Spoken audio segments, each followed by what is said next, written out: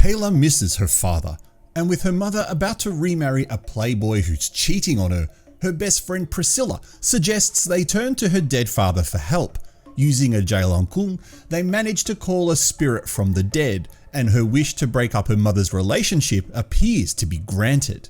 However, when Priscilla ends up dead, Kayla's behaviour begins to change. She appears to be possessed by a demon, and Father Thomas, a priest disillusioned with his faith in God, is tasked with performing an exorcism that will save her life.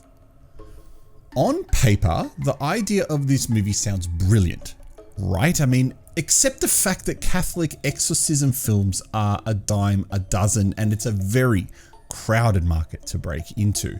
This movie was 100% relying on the fact that it was Indonesia's first ever Catholic exorcism film. And from my experience watching Indonesian horror movies, this is one of the very rare Indonesian religious films that's not Muslim. And of course it's, based on a true story like every other second Indonesian horror movie is.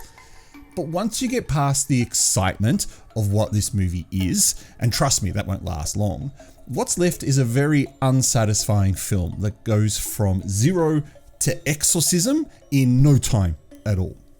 So what do I mean by that? Well, let's take the classic film The Exorcist as an example. The actual exorcism in that film occurs at the end of the movie, and it's only after Father Karras and Father Mirren they kind of know what they're dealing with and who the demon is that has possessed Reagan's body. In this film though, we get two exorcisms performed on Kayla. One appears to happen less than a week after she's called the spirit, and the second exorcism happens in what appears to be mere days after the first one. This means the filmmaker has robbed us, the audience, of the best part of possession films, and that is the actual possession and the mischief that the spirits get up to. In this movie, we go from Kayla stabbing herself with a pencil to an exorcism, to Kayla playing tricks on Father Rendra as he's driving, to another exorcism. The demon possessing Kayla never gets to have any fun in this film before it's defeated, unlike other Indonesian horror films like that awful Mystic Singer. This means that the audience never really gets to appreciate what the demon can do and the power that it has. We don't even find out the demon's name until the exorcism scene, meaning that we're robbed of additional scenes of the priests doing research into the demon to discover why it's so powerful. Which is a real shame, because the actual possession scenes in this movie are some of the best in modern Indonesian horror cinema. And again, I'm looking at you, Mystic Singer, because those possession scenes were very badly overacted. In this film, they're not. This is a movie I really wanted to like, but in the end, the movie decided to focus more on Father Thomas and his backstory of wanting to abandon his faith than of Kayla and her wicked possession. On a positive note, the awesome actress from Sumala who plays the title role in that film, the little girl, she appears very briefly in this movie in a flashback sequence. I think that girl is going to have a very big career ahead of her.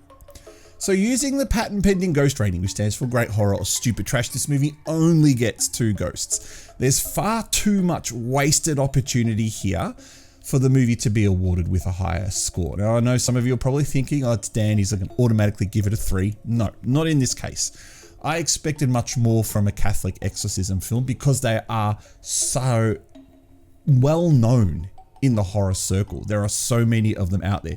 It takes something unique to be a standout in that crowd, and this film doesn't do it, other than the fact that it can just hold up its hand and go, Indonesia's first ever Catholic horror film, a Catholic exorcism film. I don't think that's enough. But I'm the Arty Dans, and this is my channel. Thank you so much for tuning in. What did you think of the film Dominion of Darkness, also known as Kuasa Gelap? I think I'm saying that correctly. Leave a comment below with your thoughts of the film. Otherwise, subscribe if you're new here, press like if you enjoyed it, and I'll catch you next time.